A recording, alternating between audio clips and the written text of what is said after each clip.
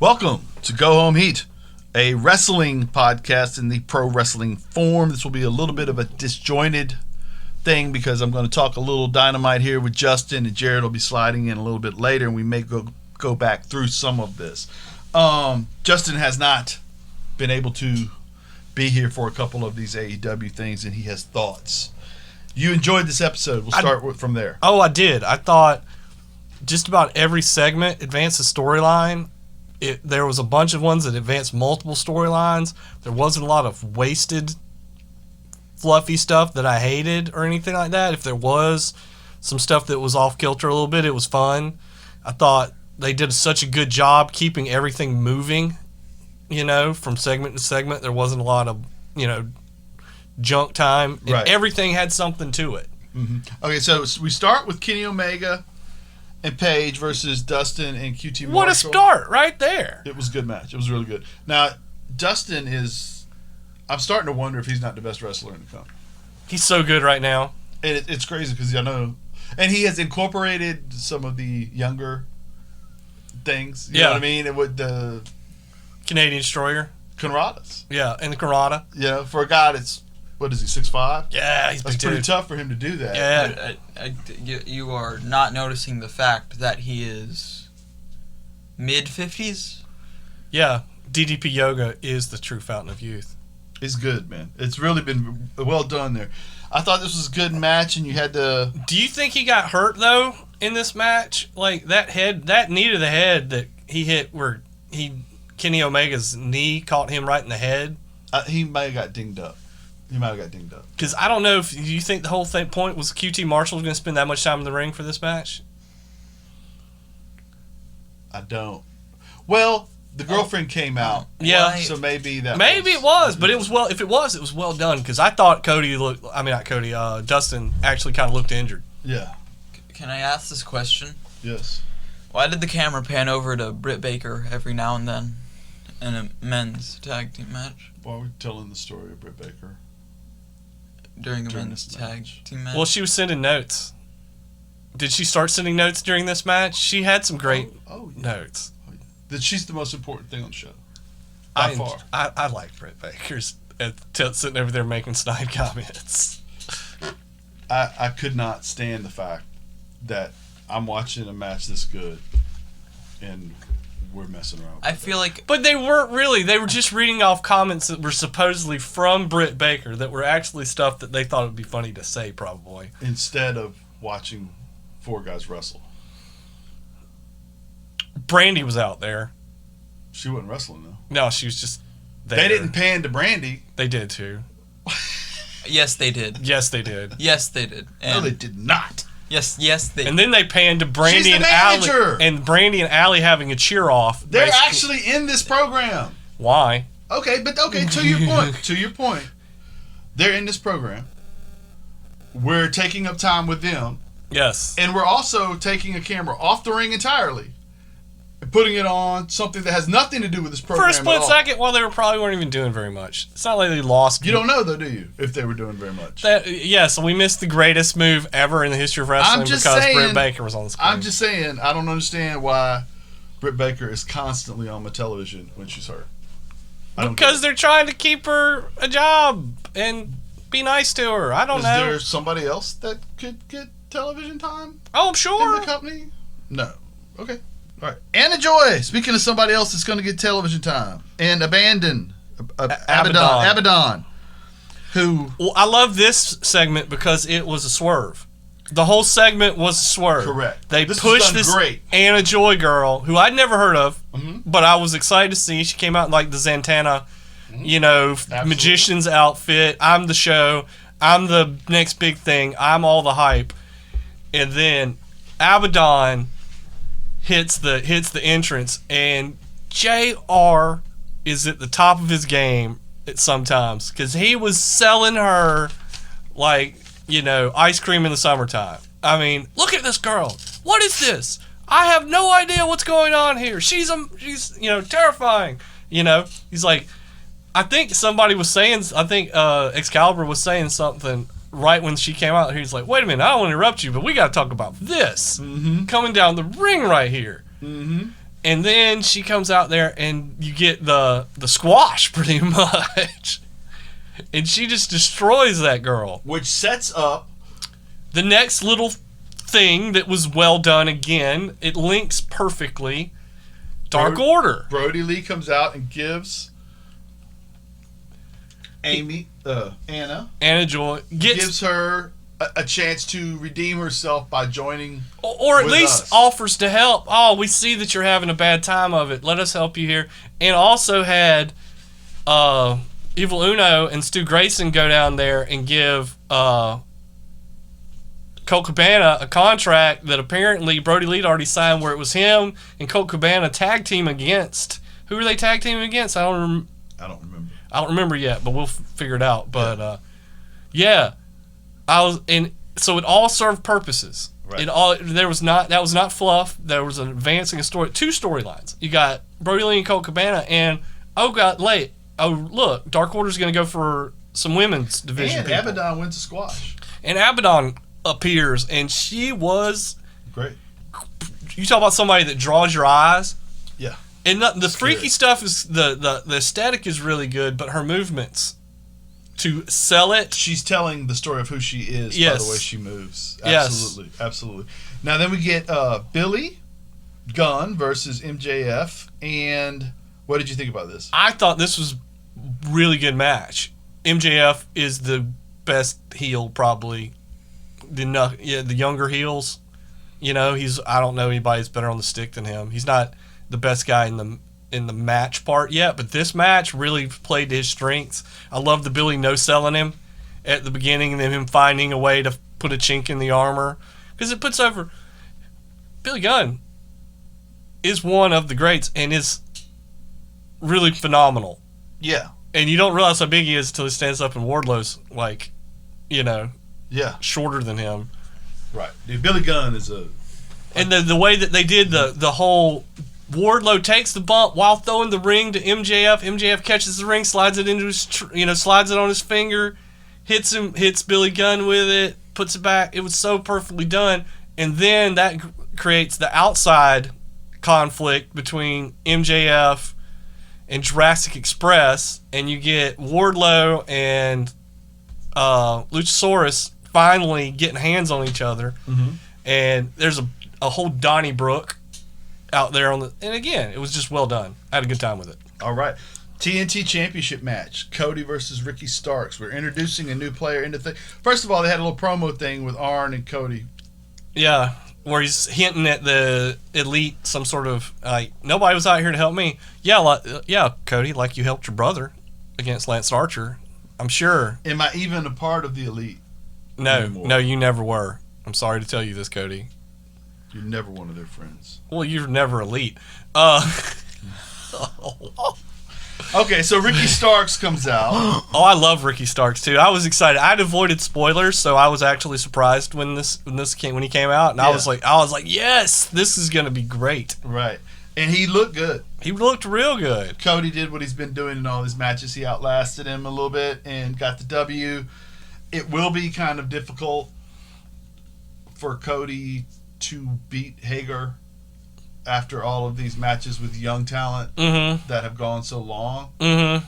Of course, it's pro wrestling, so you can do whatever you want. Figure something out. Yeah. Pull it off. Because I don't think you take the belt off Cody right now, because I do think you're doing a very good job of reintroducing talent that's on your roster, introducing tag team talent as solo wrestlers, and introducing a brand new talent on what for them is a big stage. Yeah. Wrestling Cody in the middle. And Cody gets to bury him, so great for Cody. Cody gets to bury them. But I'm kidding. Okay, No. I want him to come out next week, and I want Ricky Starks to say, "I purposefully didn't win because that title is not finished." Yeah, he got out there and I saw how ugly the belt was, and I decided to take the L. If you noticed, I came out here in red and gold. Yeah. And when I saw, because Ricky Starks worries about fashion. Oh yeah, he does. And when I saw red and gray, I don't know, aluminum maybe. Red and aluminum, I thought that does not match my I outfit think at it's all. like 10. I'm not doing that to something that looks this good. No. That's where I think we go with that. Okay, Matt and Nick versus Superbad Squad of Kip and Havoc, and Butcher Blade and TFR. TFR? Who's TFR? What is their thing? FTL? FTR. FTR? FTR. TFR. Uh-huh. It's way better than FTR. FDR? Forever the... Franklin Delano Roosevelt. The Forever Revival. Whatever. It's Forever... No, it's Follow the Rules. Yeah. Follow the Rules was the name of these guys.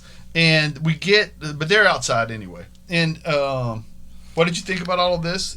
It was a good match, man. You had some really good guys. I mean, Matt and Young Bucks looking great. I thought they put over Jimmy Havoc and Kip Sabian really well as far as that kind of stuff goes, because you didn't. I love Jimmy Havoc. I love him teaming with Kip Sabian. I did not think I would like this when it first started, but he is really. I think Havoc's really upped his game since he really got to be more main roster. He's wrestling more. He's wrestling more, and it looks really good. And I love the little segments where he would grab something. Did you see, like, the ref patted him down and he found a pair of pliers? That's the first time I've ever seen the ref find something on the pat down. I might have seen it before, but it's been so long ago I don't remember. But he found a pair of pliers, and then I don't think so. And then he came out with a mallet, and the ref had to tell him he couldn't use that. Jimmy Havoc was the one with the pliers, right? Yes. So he probably might have done that at an indie show before. Yeah, I'm sure he did, but I've just never seen it before. Yeah, I don't think he's done it on television. Yeah, it's just such a neat little spot. I enjoyed it. I thought it set his character up. He was fun. So the Bucks wind up going over, and then we have the Butcher and Blade attack, and we have Follow the Rules come to their defense, and then we have a bit of anything you can do, I can do better in the ring with the Bucks and Follow the Rules, and kind of showcasing both their similarities and their differences. Yeah. Right. I thought that was well done. Mm-hmm. And somewhere in here we get more Britt Baker, and she is absconded by Big Swole. You were rooting for Big Swole in this moment. You were hoping it was over with, that your long nightmare. If rooting for Big Swole is wish she wasn't in this segment at all and would have liked to seen her wrestling in a match, that would have been. We're talking about the one where she referenced the "so long, Teddy." Yeah. I love that moment. Yeah. I think. Anyway, this was. I think we're if they were gonna go for this ahead. for this reference, they should have gone all out and pre-recorded it. So long, Baker. Yeah. How's the ride? Is that what he said? I can't remember. I just remember him screaming. Yeah. That was my favorite part of the whole thing. Teddy's selling it. Yeah, but Swole, I guess, she's going to be staying into some form of a program, and we are giving her a chance to showcase her personality. Mm-hmm. She takes Britt away and then dumps Britt into a dumpster, and then we come back to Britt again later on in the dumpster, and there's hilarity ensues with her assistant. Yeah. Hilarity ensues. So you watched all that? You loved it? I didn't love it technically, but it happened and it didn't bug me too much. Okay. Best Friends versus Les Sex Gods. Oh, man. I loved everything about this match. Oh, it was good. It was good, and the ending, the finish was fantastic. You have Orange dressed up. Wait. No, you had a cameraman. I didn't see any Orange Cassidy out there. Correct. At that moment. Said cameraman tripped. Gave the little trip thing to yeah, perfect. Perfectly done. Trips, yes. Sammy, right? Was it Sammy or was it Chris? I thought he tripped Sammy. I can't remember right off the top of my head. But anyway, point being that then after the Best Friends get the win, Cassidy does jump Chris. Mm-hmm. And we're heading into an Orange Cassidy, Chris Jericho program. And Orange Cassidy looked tough right in that moment too, dude. He got out there and he got busy from the jump, and showed off that he really is a force to be reckoned with. Uh-huh. Absolutely. So you enjoyed the whole episode. I did, and I'm excited about the Orange Cassidy Chris Jericho match. I think that has the potential to be a very sleeper. Oh, is that what's replacing the Mike Tyson match? I would hope so. At some point, I think that was how we led into this, right? Because he said something about the baddest man on the planet, and Orange strolled out. Well, yeah, and after they'd already jumped Orange when he walked through their shot before, you know, and then so he's like, "You put your nose in our business twice." Right. And then they jumped him last week and beat him with blood oranges, which was not the high point of the episode, really, for me. Right. But I think that Orange is so gifted physically that you have to expand that character a little bit. Yes. Because you can't put a belt on a guy that, I mean, the story you basically told with him in the ladder match was that he didn't want to give effort. Right? And you can't put a belt on a guy that doesn't want a belt. Yeah. You know, and so having him be angry at Chris allows you to pivot in the road and take his character down a whole nother alley. He can still be laid back. He can still be calm. He can still do moves with his hands in his pockets. Those moves can be showboat to show you how much more coordinated I am. How much better I am than you. Yeah. Right. Or you could put the TNT championship on him sometime, like the one you have to defend every week, and have him go out there and just be so like accidentally winning super fast over and over and over again these weird ass ways, so he didn't have to do anything, as little as possible. Right. Like catch him in roll ups or take the count out or. There's so much you can do with him if you eventually Expand get his him. hands out of his pocket. Yes. Right. Okay. All right. So we had a good time with it. I did have a great time with it. Thought it was I thought the show was probably the best scripted show they've done as far as just start to finish, thing to thing to thing to thing to thing. They didn't, you know. There was not a whole lot of segments. No. You know, you had, I think, 1, 2, 3, 4, 5, about 7 segments, and then 6 Britt Baker segments. Yeah, and several of them advanced in multiple storylines. 12 segments. Yeah. 7 of them, not Britt Baker. Well, you've got to have something to balance out Cody's stupendous 3-star performances. Dude, Cody's the best thing on the show right now. The best thing on the show right now. Yes, he's almost as good as the belt that he wears. Jared has entered the room. He is here right now. Justin has left. While we're on the topic, Gone. Justin left us. We had alone to starve. We're kind of jumping around now because we're going to go a little bit through AEW with Jared before we go through Impact and New Japan a little bit. Now, Justin had just mentioned the belt that Cody wears. Do you agree that the belt is ugly? I don't hate it. I don't hate it. It's fine. Super unfinished. I don't think it's great, and I think it needs a little more decoration, but like it's fine for what it is.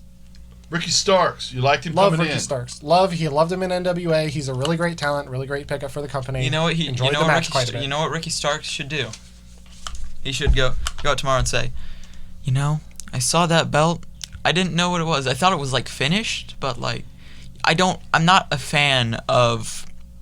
Are you saying that he purposefully threw the match? You know, I'm personally, I'm not. I said it twice on this episode. Personally, I'm not a fan. Almost identically both times. Personally, I'm not a fan of when you morph the Universal Championship and the John Cena United States Championship, and you turn it into one unfinished belt. That's just personally not my style. Omega Page, Dustin Rhodes, and QT Marshall. Did you like that? Loved that match. I knew that the 3 of those guys were great, but I came off thinking QT looked fantastic. Right. Like Dustin Rhodes, always good. You know who else looked fantastic? Britt Baker. Dominating. I would like to have seen her less. In that segment? I liked her as like the entirety of the show, just in like that providing segment, you say that every time Britt Baker shows up. No, I like Britt Baker probably more than anybody else on this podcast. Yes. But I just wanted to see, and this was an issue with multiple matches in the show where it's just like I kind of just wanted to see the match. I just wanted to see these guys just go and have a great wrestling match, great tag team wrestling. I'm with you. And it's like Britt was in this match. Later on, there's the Young Bucks Super Bad Death Squad match. There was like a bunch of people around the ring at the end where it just got really complicated and it was too much for me, and I really just wanted to sit down, watch wrestling.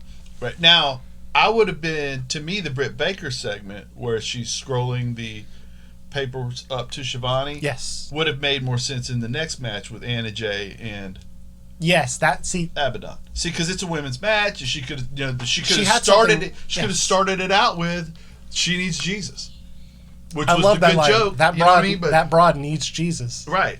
So that could have worked. Now then, of course, we wind up with, and we'll just do the Britt Baker part all together. Yes. We wind up with Britt being absconded by Big Swole and then dumped into a dumpster, and you liked all of that or some of that? I liked all of that. Okay. I think while the women's division was not featured heavily match-wise, At least Britt was featured heavily throughout the whole episode. yes, the division as a whole has direction going forward. Big Swole feuding with Britt Baker, even though Britt's injured. I don't think Britt's going to be out like super long, but...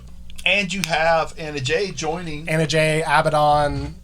There's something going on. She's joining the Dark Order, so Yes. now the Dark Order isn't just a men's faction, which is kind of a new twisted in wrestling A altogether. very inclusive cult. An inclusive employer. Employer. Do they get paid? Good question. Good question. No. No. Now, you like Billy and MJF? I liked Billy and MJF, but you said something to the effect of Billy almost like jumps off the screen more than MJF, which I think is true because Billy's like a presence. Yes. He's a presence and a half. That dude's got personality bleeding through every pore. Yes. And I mean, MJF is that way. Not quite. Mm-hmm. He doesn't quite jump off as much. He might get there, but for the moment, not really. I don't know. I like Billy a lot though. MJF, that's what I thought all along. MJF is good, and he's their crown jewel in a way. Yes. But I don't know if I'll put him in there with Billy. I don't know in that company. I just don't know who I put in there with Billy except for your big guys. Yeah. You know what I mean? Just because. Dude, Billy versus Luchasaurus would be off the chain. Yes. It's bad. It's bad enough when he's in there with guys his size and he can move faster than them and he still loses. But when he's in there with a guy that's a third of his size and can't move as fast as him, he looks way more impressive, especially at his age. Yeah. But I mean, I like all the guys. To me, it's just a really tough spot for anybody to wrestle Billy that's not 6'3" or 4. Then we wind up with the finisher is Best Friends and the Sex Gods. What did you think about that? I like this match. I love the Best Friends quite a bit, and I like Sammy and Jericho both. Right. Now, what did you feel like? The whole point of it was to get... I thought Orange was slick when he grabs the foot. I think Orange coming in as the cameraman worked well. Are you looking forward to a Jericho Orange Cassidy? Surprisingly more than I thought I would. Absolutely. I am looking forward to it because it might be the replacement to Jericho Tyson.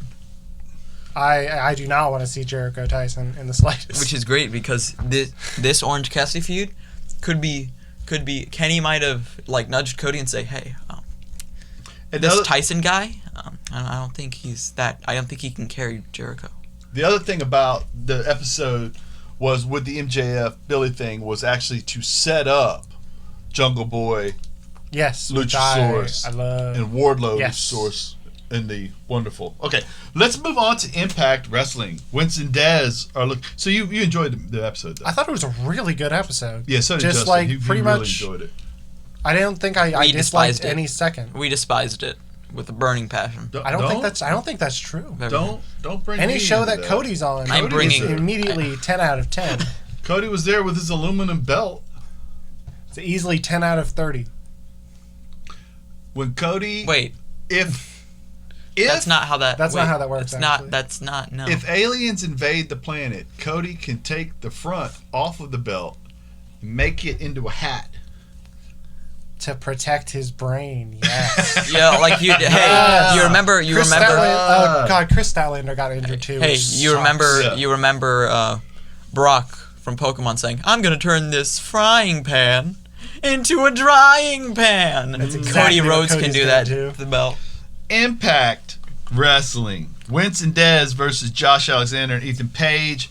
We get a good little match. One dope spot where Alexander's on the shoulder and Dez does like a moonsault and they pancake him. You remember that? Yeah. Josh Alexander had one of them up on his shoulder, like just over one shoulder. You know what I mean? Mm-hmm. And then the other one, Wentz does like a moonsault onto the guy that's on the shoulder, and they both kind of like press him down. And It was like, perfectly done. It was such a cool move. Now the North goes over, which they always do. I'm fine with they that. go to 100%. an empty backstage. How can nobody be paying attention to the North? The anger is erupting in them. They chew out the poor guy there. Then we get Trey has been beaten up again backstage, and nobody knows who could have done it. And so the two stoned members, Wentz and Dez, will now go on a trip of trying to figure out who on earth has beaten up their friend 3 weeks in a row. Yeah, Ace he's Austin. had a rough couple of weeks. Yes, It's absolutely. been rough. Absolutely. Ace Austin backstage with Jacobs. Ace denies any involvement, which is a theme running through the show. And he's got Eddie Edwards in a street fight later. Now, how do we say it's Neva? Nevaeh Nevaeh versus Nevaeh. Kimberly is next. And she wins a match with Steels and Kiera Hogan brother are outside the ring cheering with popcorn. Nevaeh goes over, and then her and Havoc kind of get into it with them outside with Tasha Steelz and Kiera Yeah. Hogan. on the way out. And this is going to be a feud going forward, which I'm looking forward to. Rohi versus Rhino. Rhino goes over with a gore, Imagine that. putting over young talent. Rohi again. This is a storyline. It's fine. I say that jokingly. Yeah. Crazy Steve winds up with a pretty good I'm Nutty promo backstage, I thought. I liked it. The lighting was crazy, and he was crazy, and he's coming for all of you. He's homicidal. He's tired of being told no. Cancel culture. He's a homicidal suicide. No. Just homicidal. Correct. He's Keeping not all it those in line. He's not awful. He's just, well, I don't know. Homicidal's not a great thing. Homicidal's not generally looked upon as a good trait. I think Nobody says homicide is a virtue. No, like they don't. I'm not a doctor, but if someone says, I would not someone let them calls- work at my company if they said they were homicidal, but I don't run a wrestling company. And it seems that most people who run wrestling companies are completely insane. So, yeah, and not only that, but having somebody homicidal seems to be something that... Like a They preferred promote. trait. Yes, correct. Okay, so throwback moment. Angle versus EC3. EC3 wins, and confirmed EC3 will be at Slammiversary. I'm excited. Sort of confirmed. It might as well be confirmed. Dixie Carter is back. That is not confirmed. That is not true. All right. I hope that's not true. Susie wonders if she should be bad because she lost being good. Kylie Ray says, no, don't be bad. To which Taya Valkyrie comes in and says, this is gross. And then she gets mad and runs off looking for Bravo. The whole segment was fun. Any segment Taya that doesn't Taya's do in, bad, yeah. right? She doesn't. Hernandez versus Moose. Moose does start a "You Deserve It" chant for himself in an empty arena. Then he has a pretty good little match with Hernandez. Love the way he throws guys into the turnbuckle. Yeah, Old school. Yeah, he throws them. He launches them. Yeah, he's And fantastic. he sells it really well because he flings them and drops down. Like the momentum was just too much for him to be on his feet, which is... Moose Perfect. seems very detail-oriented in a lot of his wrestling. He does. It's He really does. good. Mm-hmm. And he makes sure that he sells for whoever he's wrestling. Oh, yes, very much so. He goes out of his way to He's sell. a giving performer, absolutely. I love him. Love him to death. He winds up going over, obviously, he retains the mythical TNA championship, which is good. And then EC3... You say it's mythical, but it's like right there. Yes. So it's not mythical. It's the Self-appointed. self-appointed TNA championship, which at this point he's defended it, so it's real. It's real. EC3's music plays. Again, confirmed. EC3, Slammiversary. We're all Managed fired by up. Dixie Carter. You know what this is? Subtle. Extremely subtle. Reno Scum tells the Rascals, not us, go find somebody else, maybe TJP and Fallah Ball. So they go off in that direction. The Deaners, they love each other, and Willie Mack is there, and this segment was great. Willie Mack does a quite good Stone Cold impression. He does. His voice, I guess, already sounds like that. I had no idea until he started doing Stone Cold. I was like crazy. I was like, dude, that's spot wild. on. Spot on. Spot on. Like Every bit of it. like when he if said you- "walk it dry," you could close your eyes. You would have thought it was Stone Cold. Better than anybody that would be mocking him trying. It was one of the best I've ever heard. Absolutely. I was about to say the exact same thing you said, but I said they could. I was about to say they could do a black machismo here. Willie Mack's just so good on his own though. He Yeah. doesn't need it. Well, so was Jay Lethal. That is a valid point. Jay Lethal found that though. I think that was the kind of thing where, you know what though? No. What happened was that entertained Kevin Nash. Kevin said if you did that out there, it'd be over. That just opened up a door that allowed him to walk through it. And then once he got out there, the talent could show. You know what I mean? But Deanna Purrazzo has a little story that she tells about who she is and how she's gotten opportunities and wasn't necessarily ready for them, and now she's ready to shine. She's the best technical wrestler in the world. Jordynne Grace responds to what happened to her the week before. They're not supposed to be near each other, but Purrazzo sneaks up and gets another armbar on Grace. And we're setting up, it looks like, Grace versus Purrazzo in Purrazzo's probably first match at Slammiversary. First match in this company. Which is an interesting route to take, but I get it. They're putting quite a lot of stock in her. I hope it works. I hope it works. Reno Scum get the dub over Triple X. The Swingman says he needs to talk to...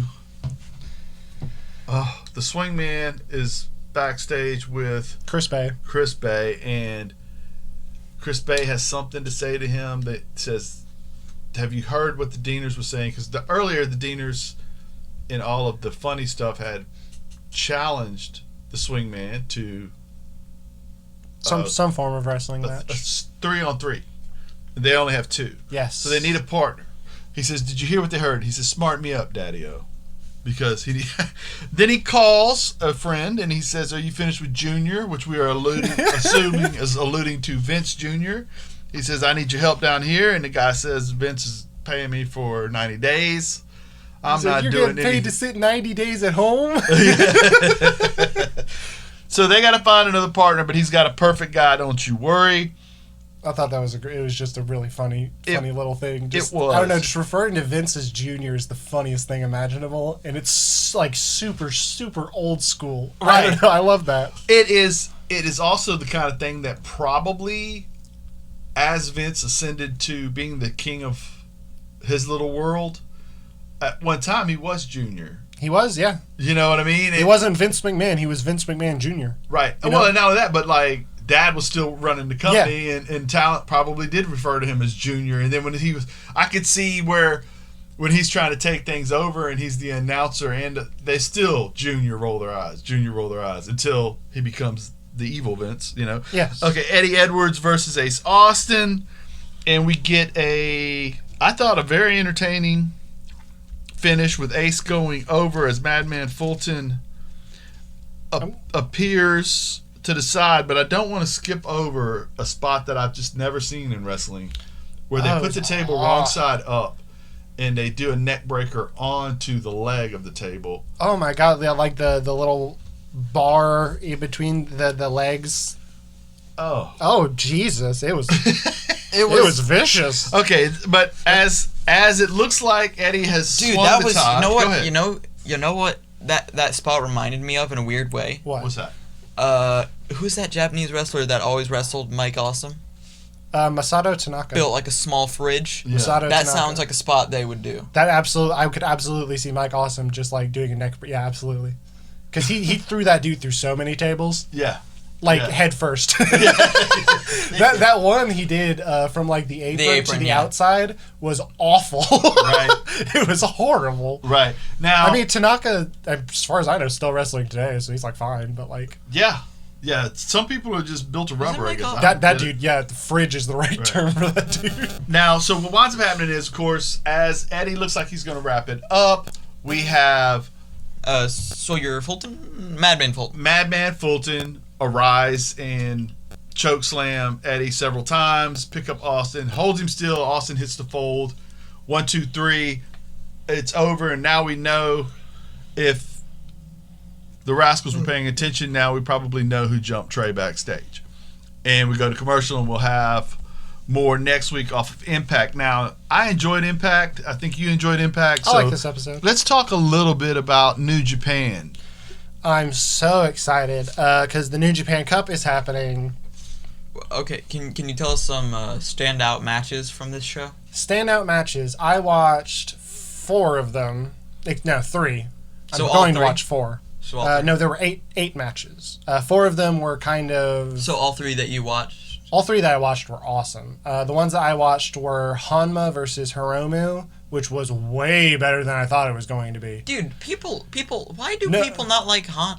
Why do people not 'Cause, view dude, Hanma I as a good wrestler? I like Hanma. Dude's like a corpse at this point. He had a good run like 4 years ago, but since then he hasn't done a whole lot. However, in this match, he was really good. He gave so much. He tried super hard. But at this point, he just can't. He can't do that. But every I week, don't you know what remember people. He's had some time I don't off. remember hearing They anybody all have. say, "Oh, Hanma used to be great." No one. Dude, his run with like Hanma Mania was great. Absolutely. But Dude, that match he had with Shibata for the crazy. Never Good Openweight Lord. Championship, that's one of my favorite matches just ever. it's crazy. He was really good in this match though.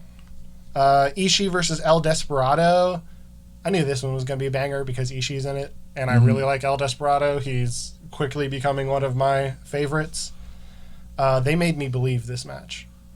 It was And I won't spoil the result for it because I think it's better without it. Mhm. Like, if you just watch that match, it's really good. But most of the matches, about half the matches, were basically like veteran talent versus Young Lion or something like that, which does absolutely have a purpose. It puts over the Young Lion as being full of fire but inexperienced, and it puts over the veteran as being still a contender. right. Like Gabriel Kidd versus Taiji Ishimori. I think they see a lot in Gabriel Kidd. That guy was wrestled in WCPW for a while. He's like 22. He's yoked, and he looks great already. I think they're really going to be pushing him. But the other matches I watched were... I did not see Yuji Nagata versus Suzuki, which I can 100% imagine that they just beat the hell out of each other. That is a match that's going to be rough and And we're going to brutal. go out here and watch Yes. some of this stuff and talk about it again next week. Yes. And then the main event on night 2 was Okada versus Gato. An interesting match, to say the least. I read some good stuff about that match. I enjoy it conceptually. And you'll kind of understand what I mean. They managed to make it entertaining, and I love that. I love that quite a bit. Because, Gato's prime Gato's... I mean, was a long time ago. one of the matches I did not watch was Toru Yano versus Jado, which was Gato's tag partner for a while. And the reason I did not watch that is because I have Lego minifigures that have more articulation than Jado.